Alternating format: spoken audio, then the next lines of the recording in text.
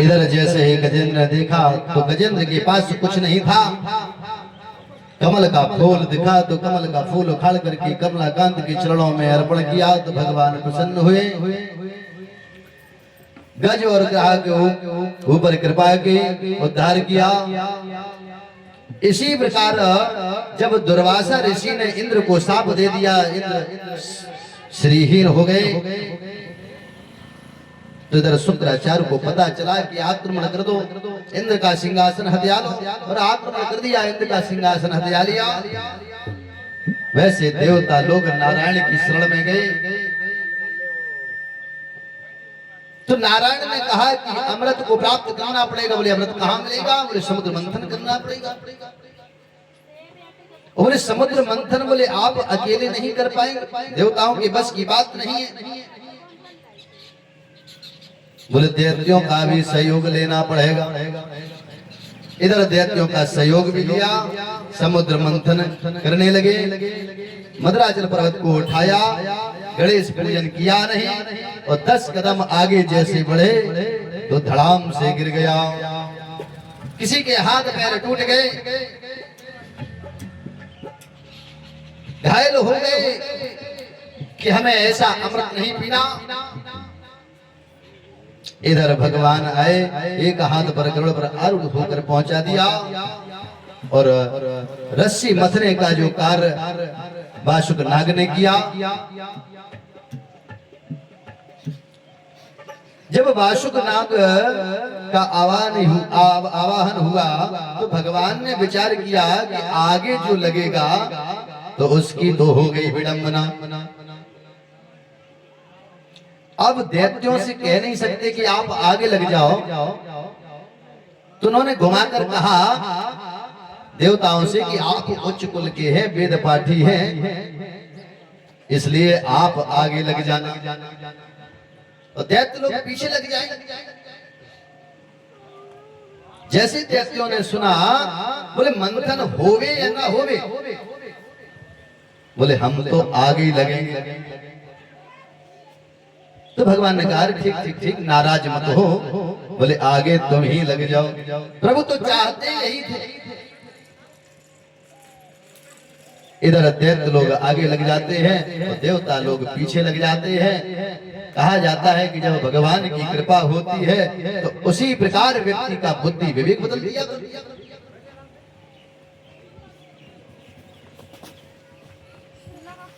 इधर बुद्धि विवेक बदल दिया, देवता लोग पीछे लग गए, दैत्य लोग आगे लग गए। मंथन प्रारंभ हो गया। मंथन होते होते डूबने लगा तो कश्यप रूप धारण करके उन्होंने वैसे ही धारण किया तो मंथन फिर हुआ, मुख से विषाग्नि निकलने लगी। अब दैत्य लोग जो आगे लगे थे उन्होंने कहा अच्छे बड़े बाप के बेटा बने। मंथन हुआ, उसके उपरांत विष निकला। विष निकला तो भोले बाबा के पास हाथ जोड़कर खड़े हैं कि देव देव महादेव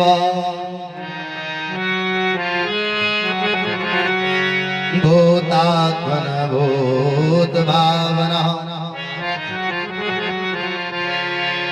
चित्राहिना सरलापन्ना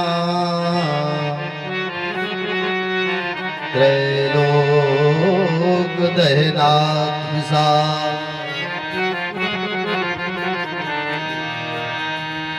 भोले बाबा से प्रार्थना कर रहे हैं। इधर भोले बाबा मैया जी की तरफ नजर घुमा कर कह रहे हैं कि ये हाथ जोड़कर खड़े हैं, देख लीजिए काहे के लिए खड़े हैं। बोले ये विष पिलाना चाह रहे हैं, आपकी क्या राय है? तब भवानी जी क्या कह रहे हैं कि जिसमें जन कल्याण हो वो आप करिए प्रभु। और जैसे ही भोले बाबा ने कहा लाओ कहाँ है, वो अंजलि बांध करके बोले विष पीना प्रारंभ कर दिया। कि तदा करतली कृत्या विहला कि अवच्छन महादेव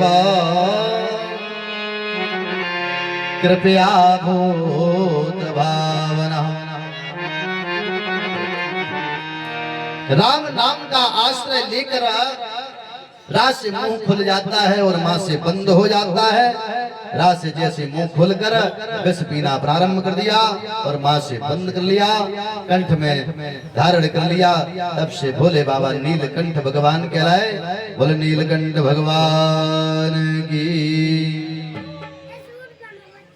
नाम प्रभाव जान शिवनी को नाम।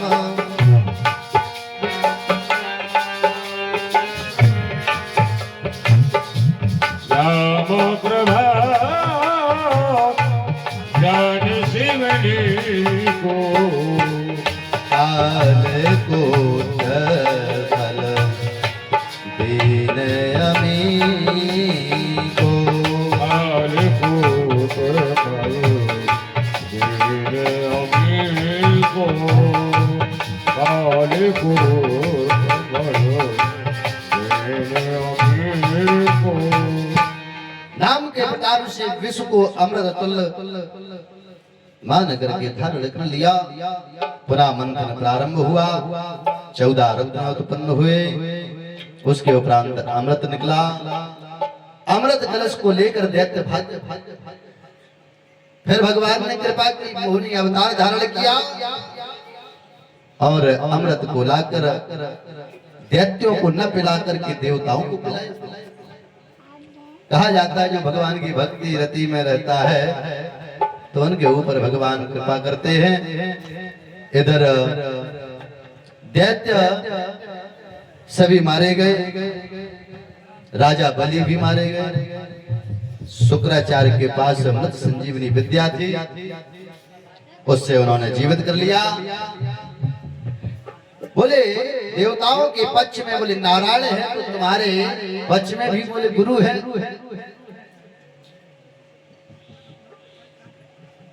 बोले जो ब्राह्मण के चरण पकड़ोगे तो बोले वैसे ही कल्याण हो जाए। जरासंध 17 बार भगवान से युद्ध हारा, फिर उसने यज्ञ कराया, ब्राह्मणों को प्रसन्न किया। फिर 18वीं बार में बोले युद्ध जीत गया। तो ब्राह्मणों के आशीर्वाद से बोले नारायण ब्रह्म भक्त ही तो है। ब्राह्मणों की सेवा होने लगी, आव भगत होने लगा।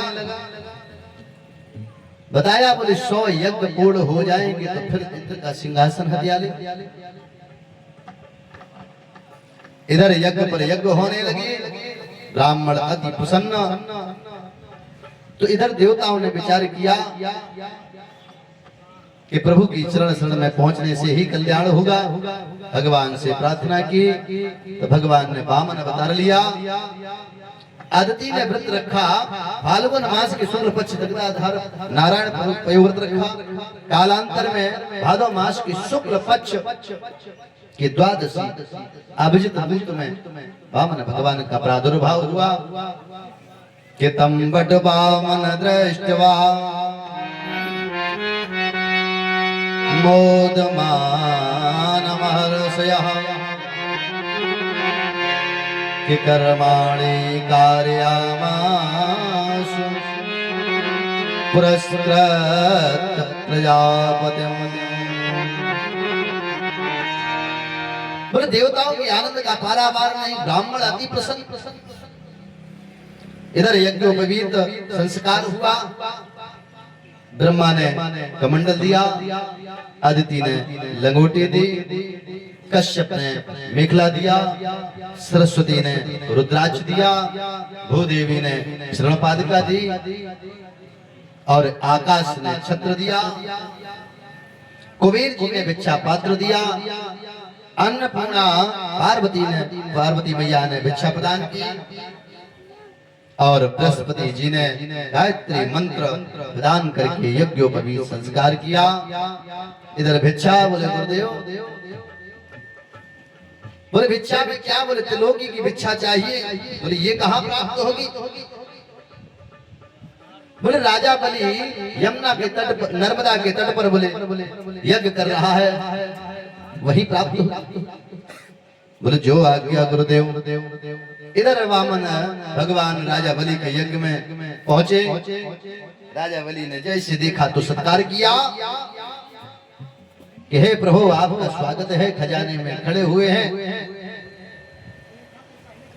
बोले स्वर्ण आभूषण जो भी मांगो सब प्राप्त होगा। अगर आपको गाय चाहिए तो बोले गाय प्राप्त हो। अगर आपका विवाह न हुआ हो तो योग कन्या। बोले जो इच्छा हो सुने संकोच बताओ। भगवान ने इधर पहले ही प्रशंसा के फल बांध दिए कि जैसा सुना था उससे ज्यादा देख रहे हैं। बोले आपके वचन कुल के अनुरूप है। हिरण्या कश्यप प्रहलाद को कौन नहीं जानता, उनके बल पराक्रम को कौन नहीं जानता। बैरोचन सर्वस्व धन ब्राह्मणों को लुटा दिया, परंतु तुमने भी कसर नहीं छोड़ी।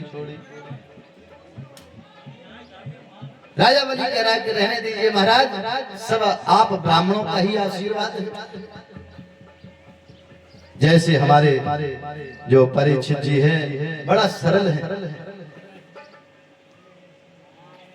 जब कहते हैं कि बोले आप सब लोगों के ही आशीर्वाद है, बोले गुरु की कृपा है। और ये हकीकत है, जहां संत गुरु ब्राह्मण आपके यहाँ पधारे तो कल्याण तो ऑटोमेटिक ही होगा। गोस्वामी बाबा भी कह रहे हैं कि नहीं दरिद्र सम दुख जग माई, और संत मिलन सम सुख जग नाई। उनके दर्शन मात्र से पाप ताप संताप दुख दर्द नष्ट हो जाएगा। तो ये तो बहुत बड़ी महिमा है। मैंने कल शाम की बेला में सुना कि अयोध्या से गुरुजी पधारे हैं। बड़ा अच्छा।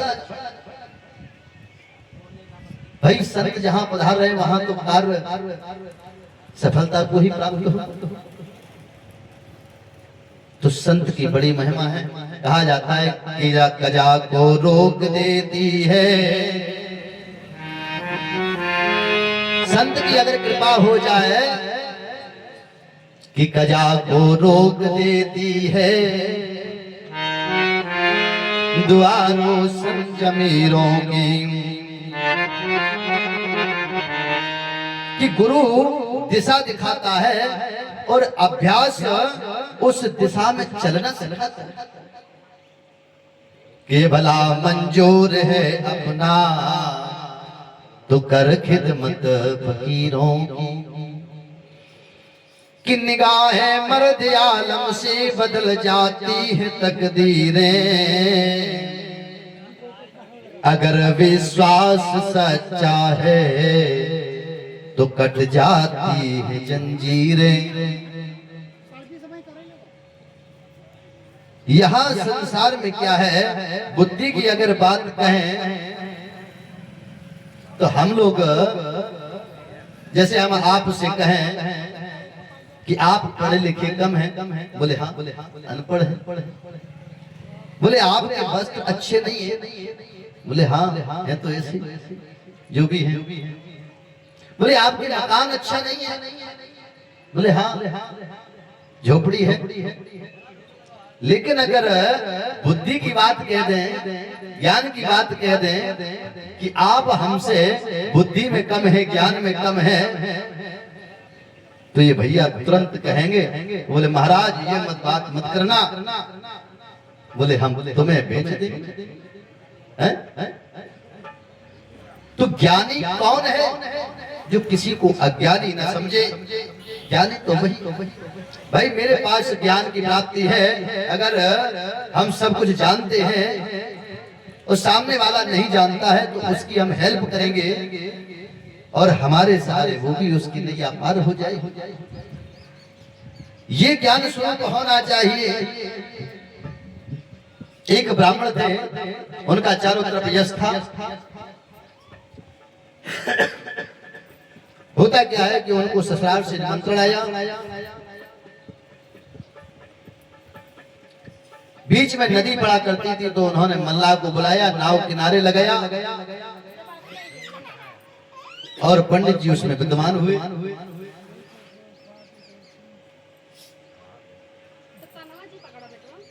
और मल्लाह से पूछने लगे कि आपने गीता का पाठ श्रवण किया कि नहीं, भागवत कथा श्रवण की कि नहीं, भगवान के चरित्रों को कभी श्रवण किया कि नहीं किया।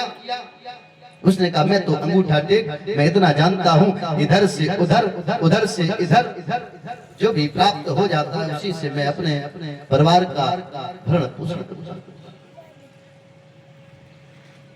ब्राह्मण पंडित जी कहने लगे कि बोले तो आपका जीवन व्यर्थ है जब आपने जीवन में कुछ प्राप्त ही नहीं किया। उसने कहा मैं तो अंगूठा टेक। होता क्या है कि कुछ क्षणों के उपरांत बाढ़ आ जाती है। तो वह मल्लाह क्या कह रहा है कि बोले तैरना जानते हो पंडित जी, तो तैर के निकल जाइए। मैं तो तैरना जानता हूँ। और मल्लाह तो तैरना जानता था, वो तो तैर के निकल गया। और पंडित जी की गोविंदाय नमो। तो ज्ञान पूर्ण नहीं हो सकता, ये अथाह सागर है। किसी को ABCD आता है, तो किसी को ओलम आता है, किसी को खाना बनाना आता है, तो किसी को बिजनेस, किसी को कुछ करना। पूर्ण तो हो ही नहीं सकता। इसलिए यहाँ संसार में हम सब लोग मिलकर कार्य करेंगे और आनंद लेंगे। जिस प्रकार से विवाह शादी का कार्य करते हैं, तो उसमें ब्राह्मण की भी जरूरत पड़ती है, कार्य करने वाले की भी जरूरत पड़ती है, हलवाई की भी जरूरत पड़ती है। सभी लोगों के सहयोग से ही तो हम कार्य कर पाते हैं। तो ये जीवन की लीला है, ये हम सब लोगों को मिलकर के कार्य करना है। कभी ये अहम नहीं करना कि हमें ये प्राप्त है या वो प्राप्त है। बोले जो है जैसे है ईश्वर की कृपा से प्राप्त है। अब जैसे हम ही यहाँ पर अभी आज कथा कह रहे हैं, अगर हमको अहम आ जाए कि मारे हम, तो ये कहीं ईश्वर कहीं तार ढीला कर दे तो पागल कहलाएंगे कहीं। ये तो उन्हीं की कृपा है जो हम जगत को देख पा रहे हैं और जगत को सुना पा रहे हैं, या जगत की बात श्रवण कर पा रहे हैं। भाई हनुमान जी महाराज तो त्रेता युग से कथा का श्रवण कर रहे हैं, और किस प्रकार कर रहे हैं बोले बुद्धिहीन ज्ञान के, जैसे कुछ जानते ही नहीं हैं। और है कैसे बोले अद्भुत बलधाम। भाई एक हाथी में कितना बल होता है ये तो सबको मालूम है, और एक ऐरावत हाथी में 1000 हाथियों का बल होता है, और 1000 ऐरावत हाथियों का बल एक इंद्र में, क्योंकि मालिक है। और हनुमान जी महाराज की कनिष्ठ का उंगली में उतना बल है। तो जहां राम जी का, भगवान का जहां झंडा गिर जाता है, वहां मेरे हनुमान बाबा कथा का श्रवण प्रेम भाव से करते हैं। और उन जैसे न तो कोई श्रोता और न तो कोई वक्ता हो। वो तो बढ़िया कथा श्रवण करा सकता। तो कथा हमें कितना भी ज्ञान हो जाए, घुमा फिरा के ये कहा जाता है, कह रहा हूं कि कभी जीवन में अहम नहीं करना, सबका सहयोग करना। और सहयोग में जो आनंद प्राप्त होता है वो कहीं प्राप्त नहीं हो सकता। जैसे कहा जाता है कि बंधी बढ़नी, उसको अगर खोल देंगे तो तितर बितर हो जाएगा, उसका मूल्य भी कम हो जाएगा। अगर बंधी बढ़नी रहेगी तो उसका मूल्य भी बना रहेगा। इधर मुख्य बिंदु पर पहुंचते हैं। इधर जैसे ही वामन भगवान वहां पहुंचे तो राजा बलि क्या कह रहा है कि रहने दीजिए महाराज, सब आप ब्राह्मणों का आशीर्वाद है।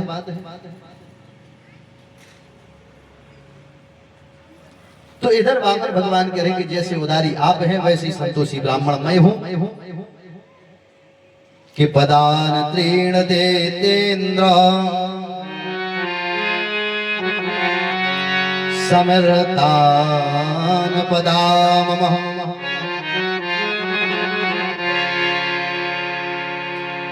बोले 3 पग भूमि चाहिए। तो राजा बलि कह रहा है कि बातें तो बुड्ढों जैसी लेकिन अक्ल बच्चों जैसी। बोले काया बोनी है तो क्या अक्ल भी बोनी है? अरे मेरे पास कोई किसी प्रकार की कमी है क्या? बोले जो बताओ सो मांगो। कि भोजन मांगो कपड़ा मांगो, कि भोजन मांगो कपड़ा मांगो, कि जो मांगो सब हाजिर है। कि हे नाथ हमारा तन मन धन सब चरणों में निछावर है।